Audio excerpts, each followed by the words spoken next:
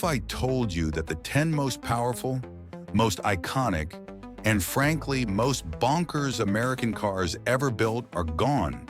Not just discontinued for a year, but vanished forever. No electric reboot, no special edition comeback, just automotive legends that the world has sadly driven away from. These aren't just cars, they are rolling pieces of American history, and today we are revving up a farewell tour for the top 10 American cars that disappeared forever. Strap in, because what you are about to see is a high-octane graveyard of forgotten legends. If you love American muscle, V8 roar, and truly unique design, hit that like button right now. And let's find out which 10 icons will never grace our highways again. Trust me, you're going to want to see number 1. We begin our journey into the automotive abyss at number 10 with a car that represents the biggest what if in modern American history, the Pontiac Solstice. To understand why this car's death is so tragic, you have to understand the era it was born into. It was the mid-2000s. General Motors was a bloated giant, churning out boring plastic sedans. But in the backrooms of Detroit, a legendary figure named Bob Lutz, the guy who gave us the Viper, decided that Pontiac needed a soul again. They wanted to build a pure two-seater sports car to fight the Mazda Miata, but with American swagger. The result was the Solstice. Just look at it. Even today, nearly 20 years later, the design is absolutely stunning. It has those classic curvaceous lines, the short overhangs, and the wide planted stance of a classic British roadster, but pumped up on American steroids. It was built on the bespoke GM Kappa platform, a rear-wheel drive architecture designed specifically for this car. This wasn't a chopped-up sedan chassis. It was a purpose-built driving machine. When it launched in 2006, people went crazy. Dealerships were taking orders faster than the factory in Wilmington, Delaware could build them. The base model had a 2.4-liter Ecotec engine, making 177 horsepower. It was fun, sure, but the real legend appeared in 2007, the Solstice GXP. This was the monster we wanted. It featured the very first direct injection engine from an American automaker, a 2.0-liter turbocharged unit pumping out 260 horsepower and 260 pound-feet of torque. In a car this small, that was explosive. It could hit 0 to 60 in just 5.5 seconds, terrorizing sports cars twice its price. But the tragedy of the Solstice is in its timing. Just as they perfected the formula, introducing a stunning, ultra-rare coupe version with a Targa top that is now a massive collector's item, the 2008 financial crisis hit. GM went into bankruptcy protection. The government bailout required blood, and Pontiac was the sacrifice. In 2009, the brand was killed. The Solstice didn't die because it was a bad car. It died because its parent company failed it. The tooling was scrapped. The factory was closed. A car that was destined to become a multi-generational icon was cut down in its prime, leaving us forever wondering just how good the second generation could have been. At number 9, we mourn the loss of sophistication. We are talking about the Mercury Cougar. For younger viewers, the name Mercury might just sound like a dead planet. But in 1967, the Cougar was the absolute height of cool. While the Ford Mustang was the car for the high school quarterback, the Mercury Cougar was for the young executive, the man who had a little more cash and a lot more taste. It was the gentleman's muscle car. The 1967 Cougar was an engineering masterpiece of badge engineering done right. It sat on a stretched Mustang chassis, giving it a longer wheelbase for a smoother highway ride. But the design, oh, the design. It featured that iconic electric shaver split grille with hidden vacuum-operated headlights. In the back, it introduced the world to sequential turn signals, a feature so cool that modern Mustangs brought it back 50 years later. Under the hood, the Cougar meant business. You couldn't get a wimpy six-cylinder in the early days. It was V8 or nothing. The range topper was the legendary GTE package, which came with the monster 427 cubic inch V8, a purebred racing engine detuned slightly for the street. We are talking about 390 horsepower in 1968. It was a brute in a tuxedo. So why is it on this list? Why is it gone forever? Because the Cougar suffered from a severe identity crisis that lasted 3 decades. As the muscle car era died in the early 70s due to the oil crisis, the Cougar bloated up. It became a massive, heavy, personal luxury barge. It lost its edge. It became a car for grandfathers, soft and floating. Then, in a desperate attempt to save the name in the late 90s, Mercury did the unthinkable. They turned the Cougar into a front-wheel drive sports coupe based on the Ford Mondeo. It was a decent car, sharp handling and quirky, known as the New Edge Cougar. But it wasn't a Cougar. It had no V8. It had no presence. It alienated the loyalists and failed to capture the import tuner crowd. When the final Cougar rolled off the line in 2002, it was a mercy killing. And with the entire Mercury brand dissolving in 2011, there is zero chance of this legendary nameplate ever returning to showrooms. The cat has left the building. Number 8 is perhaps the most audacious, confusing, and visually spectacular car ever mass-produced by a major corporation. The Plymouth Prowler. Cast your mind back to 1997. The automotive world was obsessed with retro, but while other companies were just putting round headlights on sedans, Chrysler went insane. They let their design chief, Tom Gale, build his dream car, a factory-made 1930s hot rod. Just look at it. Open front wheels, an IndyCar-style suspension with exposed control arms, a pointed nose, a chopped roofline. It looked like a concept car that had escaped from a comic book. It was shocking that you could actually walk into a dealership, sign a paper, and drive this thing home with a warranty.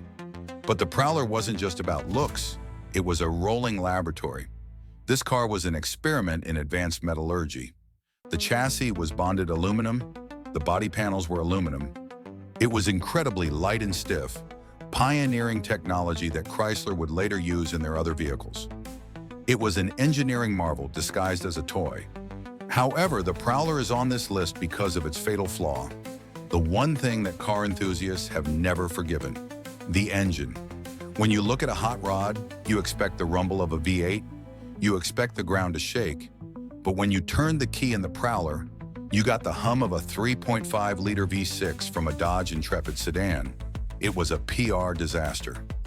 Even though later models with the high-output V6 were actually quite fast, hitting 0-60 in under 6 seconds, matching the V8 Mustangs of the time, the perception was ruined. It was a car that looked like a lion but sounded like a vacuum cleaner. Plymouth couldn't fit a V8 without redesigning the entire chassis, and they didn't have the budget. Production ended in 2002, taking the entire Plymouth brand down with it. The Prowler remains a lesson in automotive history. Style can get you attention, but the powertrain is what gets you respect. It's a purple, open-wheeled legend that the safety regulations of today would never, ever allow to be built again.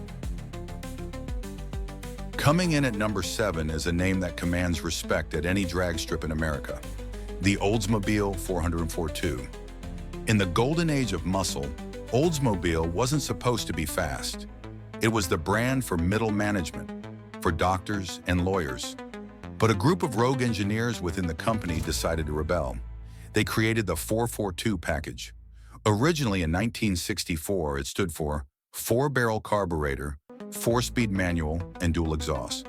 It was a code for speed. The peak of this legend arrived in 1970. General Motors lifted its ban on engines larger than 400 cubic inches in mid-size cars, and Oldsmobile went nuclear. They dropped in the massive 400 feet on cubic inch V8. That is 7.5 liters of displacement. This engine wasn't about high revving horsepower, it was about earth-rotating torque. The 1970 Olds 442 W30 produced a staggering 500 pound-feet of torque. To put that in perspective, that is more torque than a modern Ferrari 458 Italia. It could pull a house down. The marketing was brilliant, featuring Dr. Oldsmobile, a mad scientist character who created these monsters. The 442 was the thinking man's muscle car. It handled better than the Chevelle, and was more luxurious than the GTO.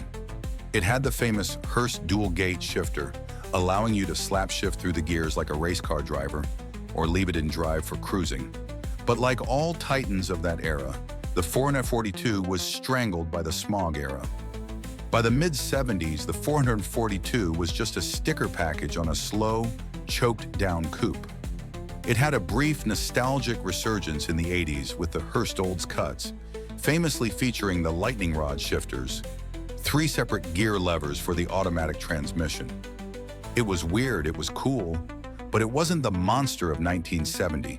When Oldsmobile shut its doors in 2004, the 442 lineage was severed forever. The brand that invented the muscle car formula for GM is dust. There is no factory left to build them, no engineers to tune them. The 442 is a ghost, haunting the streets with the memory of 500 pound-feet of torque. At number 6, we have the undisputed king of excess, the Cadillac Eldorado. If you want to explain the American dream to someone using only a car, you show them a 1959 Cadillac Eldorado Biarritz. It is a rolling monument to optimism. It featured the tallest tail fins ever put on a production car, nearly 4 feet high. It had dual bullet taillights that looked like jet afterburners. It was nearly 19 feet long and dripping in chrome. It wasn't just a car, it was a spaceship designed for Route 66. But the Eldorado wasn't just about flash, it was about power. In 1967, the Eldorado underwent a radical transformation. It adopted front-wheel drive, a unified power plant package shared with the Oldsmobile Tornado. This made it a personal luxury coupe with a flat floor and incredible interior space. And then came 1970. Cadillac engineers looked at their 7.7-liter V8 and said, it's too small. So they bored it out to 8.2 liters, 500 cubic inches. This remains the largest V8 engine ever installed in a post-war passenger car. Rated at 400 horsepower and 550 pound-feet of torque, this engine was a locomotive. It moved the 5,000-pound Eldorado with effortless, silent grace. You could steer it with one finger while doing 100 miles per hour. So why did the king lose his crown? The oil crisis of the 70s was the asteroid that killed this dinosaur. The Eldorado was forced to shrink. By the 1980s, it had become a small, boxy, unreliable shadow of its former self. The V8 6.4 engine was a disaster. The HT 4100 engine was even worse. Cadillac lost its way, trying to chase BMW and Mercedes with smaller, firmer cars. The Eldorado name limped along until 2002, ending its run as a fairly anonymous front-drive coupe. But the spirit of the true Eldorado, the 19-foot-long, 8.2-liter land yacht, was dead long before that. Today, Cadillac is all about sports sedans and electric SUVs. The era of land yachts is over. We will never again see a car that prioritizes pure, unadulterated comfort and size over everything else. The Eldorado has sailed into the sunset, taking the era of American optimism with it. At number 5, we have a car that didn't just disappear. It completed its mission and then vanished into the history books, the Ford GT. We are talking about 2 distinct eras here, both equally legendary. First, the 2005 or 2006 model. This was Ford's 100th anniversary present to itself. A love letter to the original GT40 that humiliated Ferrari at Le Mans in the 60s. It was a supercharged V8 monster with a manual transmission, no traction control, and doors that cut into the roof just like the race car. It was raw, analog, and perfect. But then Ford did the impossible. They brought it back in 2017, not as a retro tribute, but as a carbon fiber spaceship designed to win Le Mans again. And it did. The second generation Ford GT was so advanced it had a flying buttress design for aerodynamics that looked like something from 2050. It ditched the V8 for a 3.5-liter twin-turbo EcoBoost V6 that produced 660 horsepower. Die-hard V8 fans complained until they saw the lap times. The car was a weapon, but here is why it's on this list. Ford made it impossibly hard to get one. You couldn't just buy it, you had to apply for it. You had to send videos to Ford explaining why you were worthy. They handpicked owners to ensure the cars would be driven, not stored. And then in late 2022, after building just 350 units, they shut the line down. Ford has made it clear the GT was a special project for a specific moment in time. There are no plans for a third generation.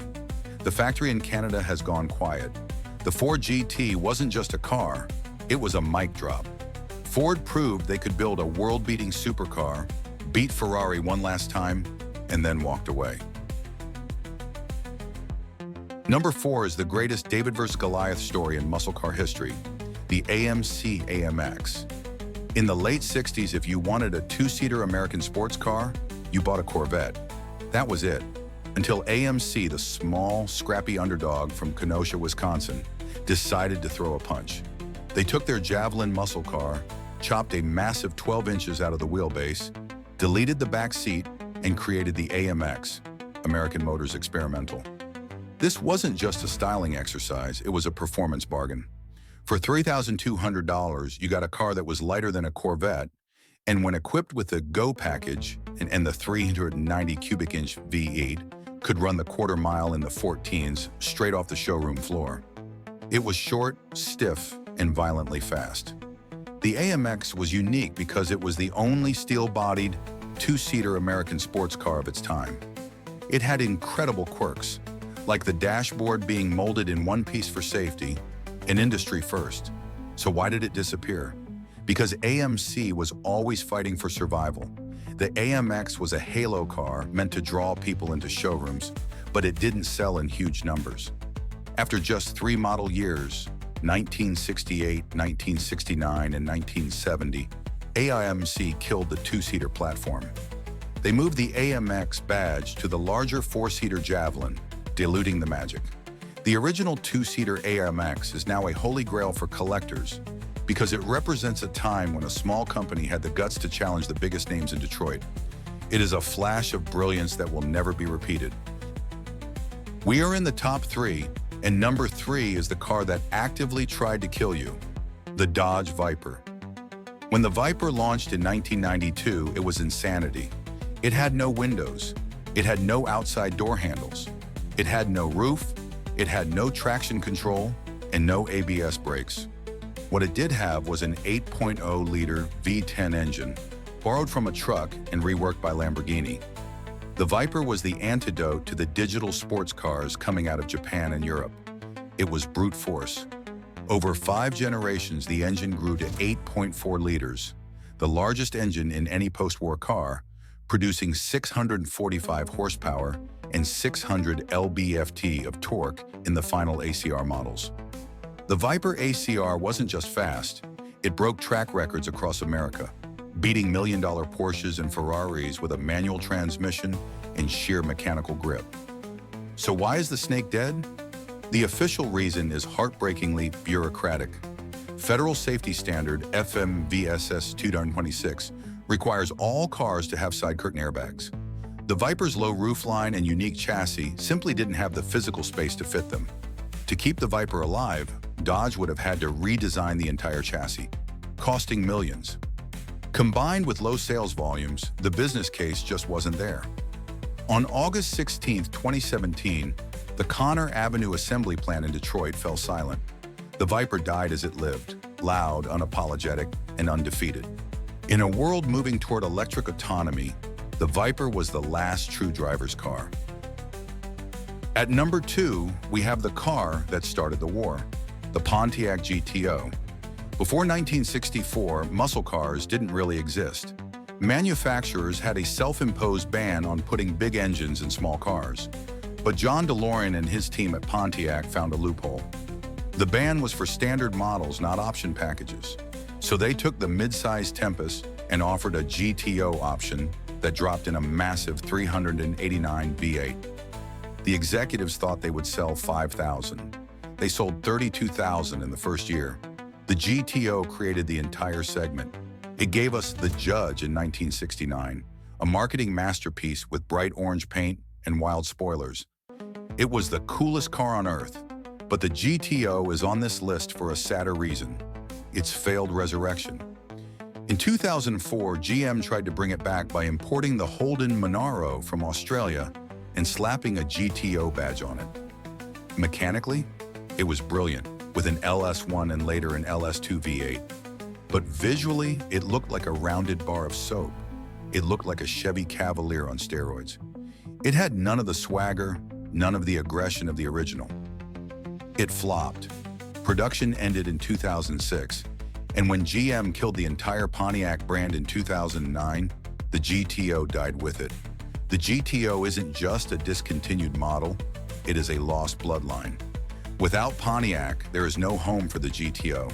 The Godfather is gone. And now the #1 American car that has disappeared forever, the ultimate legend, the Shelby Cobra. Now I know what you're thinking, but I can buy a Cobra today. No, you can't. You can buy a replica, you can buy a continuation car, but you cannot buy the original. The story is Hollywood gold. Carroll Shelby, a failed chicken farmer turned racing driver, stuffed a Ford V8 into a tiny, lightweight British ACA's chassis. The result was the Cobra 427. It was a car so violent, so fast, that it terrified professional drivers. It had a power-to-weight ratio that rivals modern hypercars. It did 0 to 100 mph in under 14 seconds in 1965. The original production run ended in 1967. Why? Because it was too dangerous, too expensive, and the world was moving on. The reason the Cobra is #1 on this list is that it represents a level of automotive freedom that is legally impossible today. You cannot build a car this light, with this much power, with zero safety features in the 21st century. The modern continuation Cobras are incredible machines, but they are tributes. The original spirit, that lightning in a bottle moment where a Texan hot rodder beat the world, is gone. The Shelby Cobra is the ghost that haunts every American performance car. It is the benchmark that can never be reached again because the rules of the game have changed forever.